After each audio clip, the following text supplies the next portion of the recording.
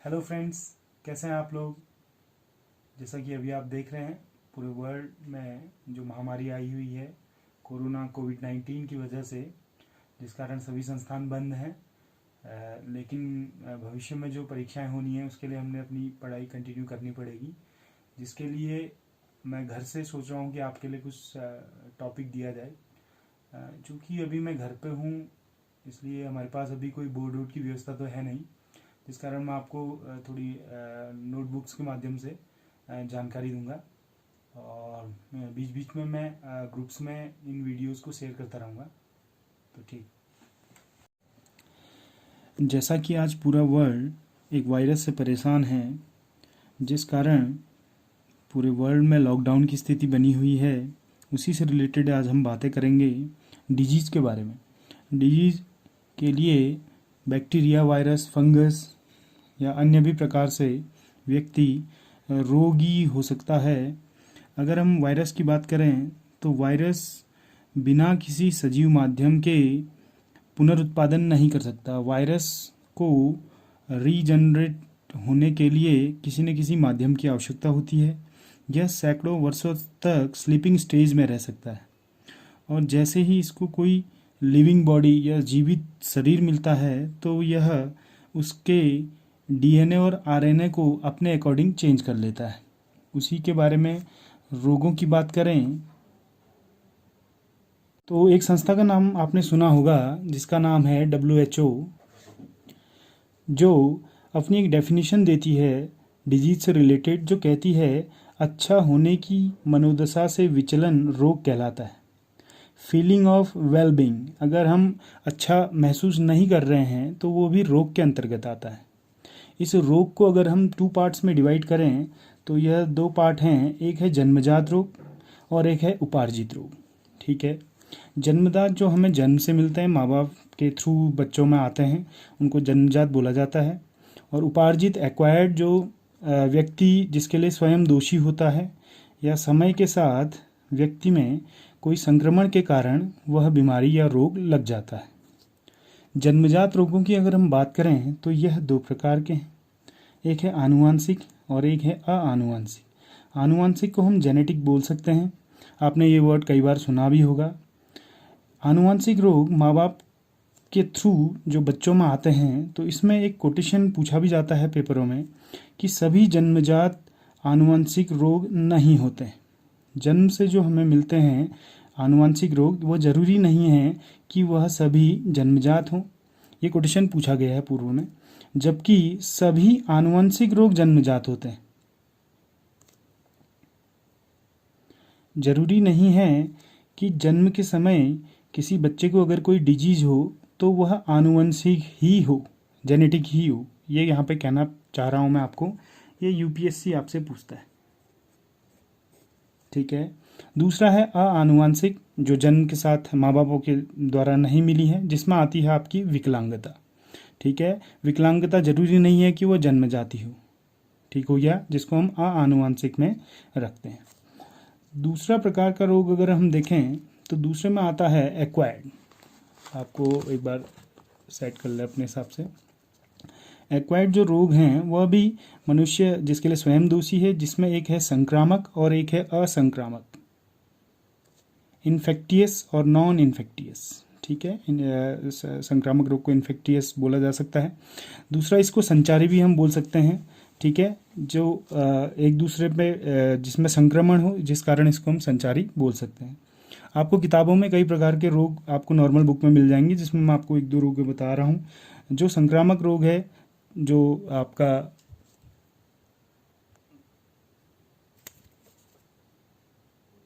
Virus, bacteria, fungus, protozoa, creamy, जिसको worms भी बोला जाता है, जिसमें फीता कृमि वगैरह भी आते हैं। ठीक है, ये सभी इन्फेक्शियस रोग के अंतर्गत आते हैं। और दूसरा नॉन इन्फेक्शियस, ठीक है, जिनको हम निर्जीव कारक रोग भी बोल सकते हैं, जिसमें आती है जिसको बोला जाता है हीनताजन्य। ठीक है, इसको डिफिशियंसी डिजीज़ भी बोला जाता है।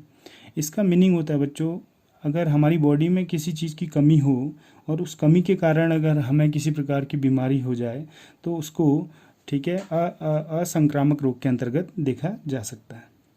इसको मैंने शॉर्ट में लिखा है, आप लोग इसको डेफिनेशन के साथ नोट्स में लिख सकते हैं, क्योंकि ये डेफिनेशन आपको पूछी जाती है पेपरों में कि किसी किसी क्या क्या कहा जाता है। वायरस के बारे में अगर हम जो आपको बताएं, वायरस आपने किताबों में पढ़ा होगा, यह सजीव भी होते हैं, निर्जीव भी होते हैं। इनको सजीव और निर्जीव के बीच की कड़ी बोला जाता है, सॉरी, ठीक है। ये इसको अकोशिकीय भी बोला जाता है। इसका कारण मैं आपको बता रहा हूँ। अगर यह किसी ह्यूमन बॉडी या किसी जीवित बॉडी में जब तक यह इंटर नहीं करती तब तक वह निर्जीव रहती है, और जैसे ही वह किसी सजीव या जीवित बॉडी में अगर पहुंच जाए तो वह एकदम एक्टिव हो जाती है, जिस कारण इसको बीच की घड़ी बोला गया है। वायरस एक प्रकार का डेड होता है, लेकिन इसको कई वर्षों तक हम किसी बॉक्स के भीतर भी कई वर्षों तक प्रिजर्व कर सकते हैं, और जैसे ही उसको कोई बॉडी मिलेगी तो वो एक्टिव हो जाएगा। देखो यहाँ पे हम देखते हैं, यदि शरीर में है तो वो सजीव है, ठीक है, जिसके बारे में, इस वायरस के बारे में सबसे पहले रूसी वैज्ञानिक इवानोवस्की ने बताया था। ये आपको किताब में मिल जाएगा 1892 में, ठीक है। और पहला जो वायरस हमें मिला था वो टोबैको के पत्ते में मिला था, आपको पता होगा। अभी मैं उसके बारे में बात करता हूँ।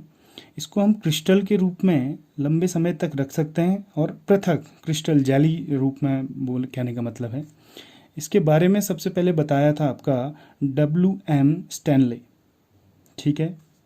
वायरस, और अगर हम बैक्टीरिया की बात करें, ठीक है, तो बैक्टीरिया से छोटा होता है वायरस, ठीक है, ऐसा बोला जाता है, सबसे छोटे होते हैं वायरस, ठीक है।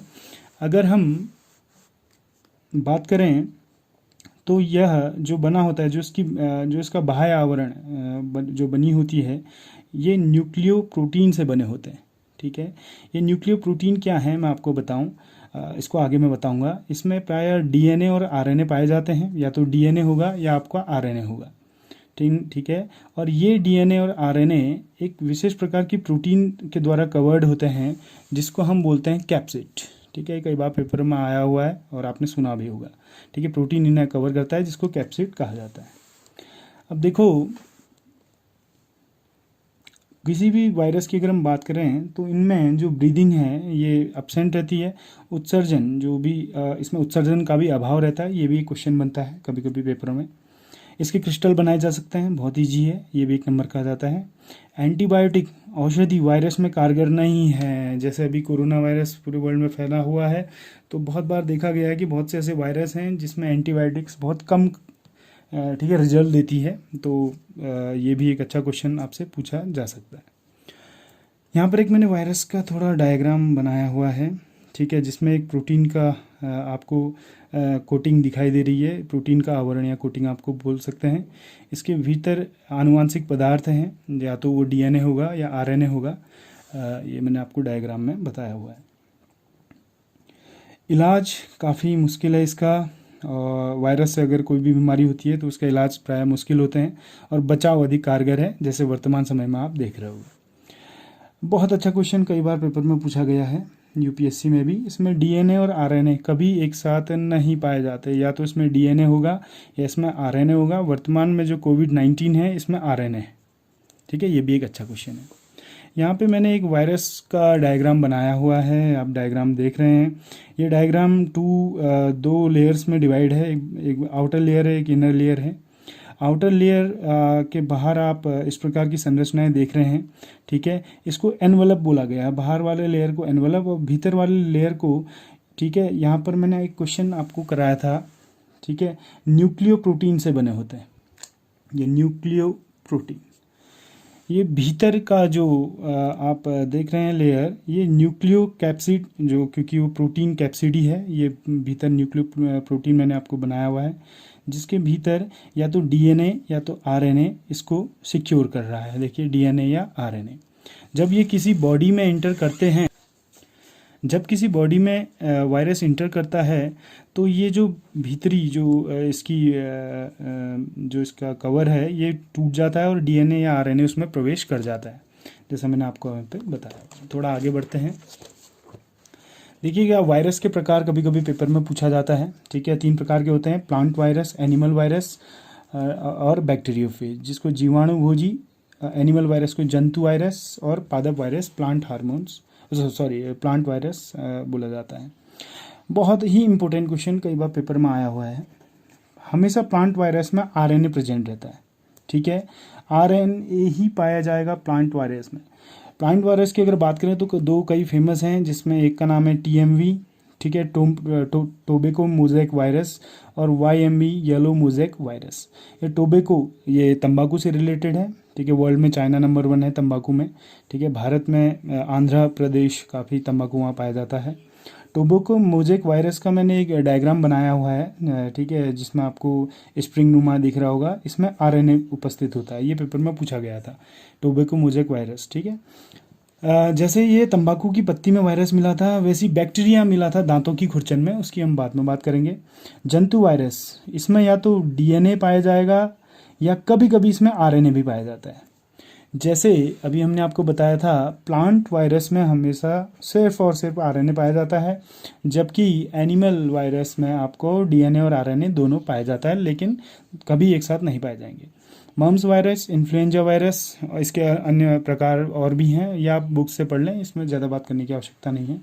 बैक्टीरियोफेज ये किसी दूसरे में डिपेंडेंट रहते हैं, इसके बारे में मैं आपको आगे बताने वाला हूँ। प्रेजेंट में समस्या चल रही है कोरोना वायरस की, आपको नेट में इसके बारे में जानकारी भी मिल गई होगी, जिसमें मैं आपको एक जानकारी दे दूं कोरोना के बारे में थोड़ा बहुत। कोरोना जो वर्ड है ये स्पेनिश वर्ड है पहले तो, और ये मुकुट समान जो इसकी संरचना है, जैसे मैंने अभी आपको पीछे दिखाया था वायरस की संरचना, इसका जो आउटर लेयर है वो कांटे जैसा दिखता है, जिस कारण इसको कोरोना बोला गया। कोरोना का मीनिंग ही मुकुट है, ठीक है। इसको कोविड-19 नाम दिया गया, ठीक है। WHO द्वारा इसको महामारी 13 मार्च 2020 को घोषित की गई। WHO के बारे में आप लोग जानते भी होंगे। WHO की स्थापना 7 अप्रैल 1948 में की गई थी, ठीक है। इसका मुख्यालय जेनेवा में है, सभी जानते हैं। भारत इसका सदस्य है, और जब इसकी स्थापना हुई थी तब भारत भी इसका सदस्य था। दिख नहीं रहा है, भारत इसका सदस्य था। भारत में न्यू दिल्ली में इसका मुख्यालय है। अगर कभी पेपर में पूछ ले तो कभी कभी ये भी आ जाता है। WHO के बारे में अगर हम बात करें तो वर्ल्ड में लगभग 194 देश इसके सदस्य देश हैं। इसका कार्य क्या है? WHO का कभी कभी कार्य पूछा जाता है। इसका कार्य है स्वास्थ्य सेवाओं को मजबूत करना, ठीक है। वर्ल्ड में, पूरे विश्व में स्वास्थ्य सेवाओं को मजबूत करने के लिए यह आर्थिक रूप से भी सहायता करता है, और बहुत सी रिसर्च वगैरह भी WHO द्वारा की जाती है। अगर हम देखें तो कोरोना वायरस पहले से ही हमारी बॉडी में रहता है, आपने सुना होगा। इसको 4 टाइप से डिवाइड किया गया है, alpha, beta, gamma and delta. Alpha corona virus, beta, ये हम इसके बारे में और आगे बात करेंगे, ठीक है। वुहान में, चाइना में एक, ठीक है, प्रांत है वुहान। इसको क्या नाम दिया गया था? इसको नाम गया था, जब स्टार्टिंग में जब इसके लक्षण दिखे थे, SARS-CoV-2, ठीक है।